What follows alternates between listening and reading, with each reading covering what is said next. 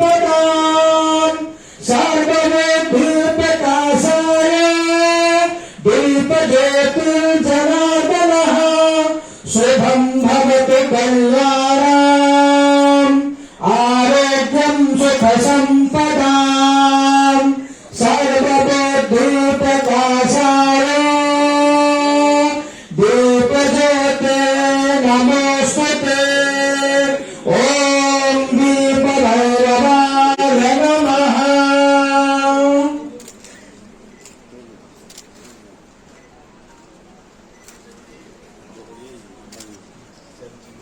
हमारे पूज्यपाद स्वामी चिदानंद सरस्वती जी महाराज जी एवं व्यक्तियों के द्वारा ज्योति प्रज्वलन हुआ ज्योति को नमन करते हुए तालियों से स्वागत वंदन सब बंधुओं को अभिनंदन करते हैं।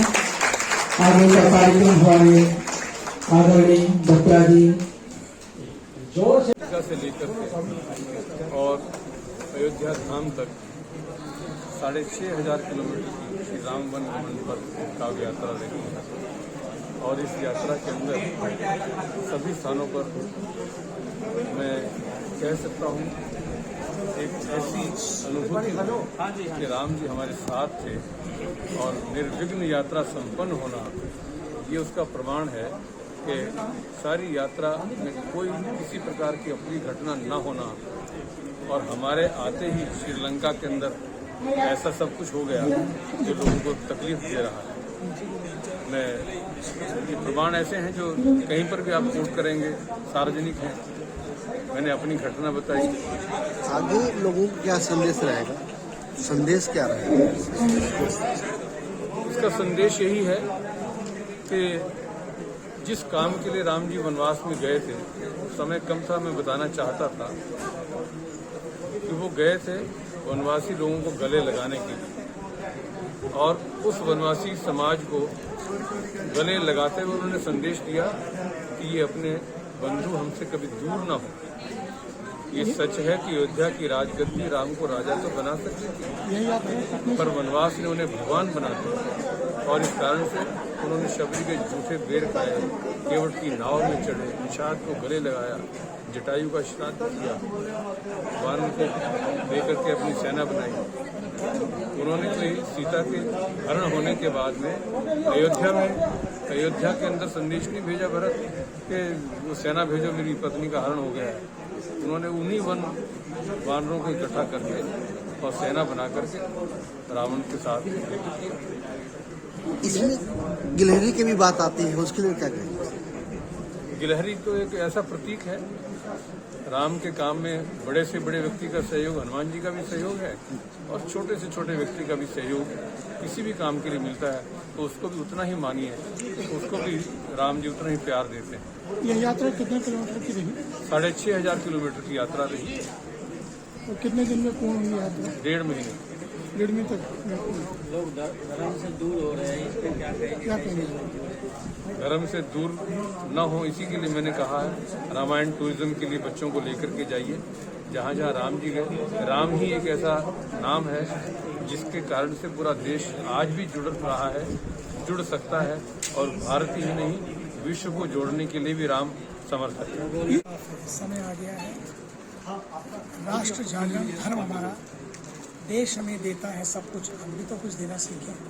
अब समय आ गया है, देश के लिए जिए, देश के लिए करें और देश को आगे बढ़ाएं। अपने को बहुत आगे बढ़ा दिया, अब देश का निर्माण करें। दूसरी बात यह है कि आज यमुना जी की राज्यसभा है, तो यमुना जी के लिए हम सबको मिलकर एक संकल्प, अब जैसे हुआ कि सभी कवियों ने कहा, अब यमुना के घाटों पर पढ़ेंगे कविता। यमुना के घाट भी अब हरे भरे होंगे, सुंदर होंगे, दिव्य होंगे, भव्य होंगे और यही संकल्प है। तो वहां पर 10,000 लोग प्रधानमंत्री प्रवेश करते हैं मंच पर और जैसे आए लोगों ने उनका अभिनंदन किया और वे खुद अभिनंदन के रूप में बैठते से पहले जय हनुमान ज्ञान गुण सागर शुरू हो गए। आप आश्चर्य करेंगे 10 के 10,000 लोग और जय हनुमान चालीसा पढ़ने लगे। उसी दिन मेरे मन में आया, काश मेरी आंखें भर आई, हमारे देश में कभी ऐसा होगा कि उस देश का प्रधानमंत्री भी कभी हनुमान चालीसा पढ़ेगा। और फिर क्या हुआ है, क्या क्या नहीं हुआ है। उस यात्रा से मैंने उस दिन भी मोदी जी की आंखों में देखा था, उस चमक को देखा था, उस भाव को देखा था। फिर वो 14 दिन आके परमात्मा निकेतन में रहे, उस समय उनके बहुत करीबी से मैंने उनको देखा। फिर वो लंबी यात्रा में उसमें नहीं जाऊंगा, लेकिन मैं इतना कहना चाहता हूं, अगली यात्रा उसके बाद और आज की यात्रा, उसकी चर्चा हम करेंगे ऋषिकेश में गंगा के पावन तट पर। इसलिए मैं अभी से निमंत्रण दे रहा हूं आप सभी को। क्या होने जा रहा है आने वाले समय में, हम भाग्यशाली हैं। सच मानिए तो हर भारतीय परमात्मा का जीता जागता हस्ताक्षर है, और आप कभी लोग सच मानिए आप तो हर समय भारत को जीते हैं, और भारत को आपने जगाया है, लोगों के दिलों में जगाया है। भारत को आपने अपनी कविताओं के माध्यम से भारत और भारतीयों को जिस तरह से उस समय में जब आजादी का बिगुल बजा, आपकी कविताओं ने और क्रांतिकारियों ने जो अलग जगाई है, वो आज तक जिंदा, उसी के बल पर आज हम यहाँ बैठे हैं। हमारा देश क्या कहेंगे इसे, कलाकृति कह सकते हैं। ये स्मृति चिन्ह के रूप में घर पर रहेगी और हमेशा हमेशा के लिए प्रभु श्री राम जी का वन मार्ग से किस प्रकार राजा होने तक की यात्रा, ये दोनों यात्राएं, और बीच में माननीय अशोक सिंघल जी का चित्र भी बीच में है, क्योंकि यदि वे राम जन्मभूमि का स्वप्न ना देते तो आज भी राम मंदिर बनने की स्थापना नहीं हो पाती, न ऐसे अवसर बनते। आपका बहुत बहुत अभिनंदन। और इसके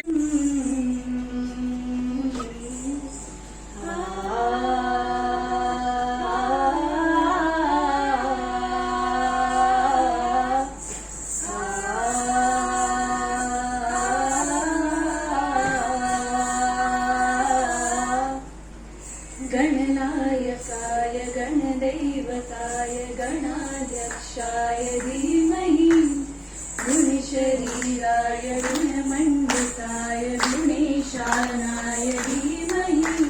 कपिल जी की इतनी सुंदर व्यवस्था है कि किसको कहाँ बैठना है ये कहना नहीं पड़ रहा। और हमारे सभी सम्मान, ये हमारी समस्या है, अनेकम मंच सुशोभित हो चुका है। और अब मैं निवेदन करता हूं आदरणीय स्वामी जी से, आदरणीय जगदीश जी से निवेदन है कि वे दीप प्रज्वलन करके किसके समक्ष, अभी तक मां सरस्वती के समक्ष, भगवान राम के समक्ष, लेकिन एक बात विशेष है, जहां आज ये दीप प्रज्वलन होने जा रहा है, वहां वे प्रभु राम जी के चांदी के चरण भी सुशोभित हैं, जो श्रीलंका अशोक वाटिका से चलकर बाद में कार्यक्रम के पश्चात श्रद्धा सहित सिर नवाएं सभी पूरे मंच से, आदरणीय शिव खेड़ा जी, आदरणीय सत्यभूषण जी, आदरणीय चतुर्भुज जी, पूरे मंच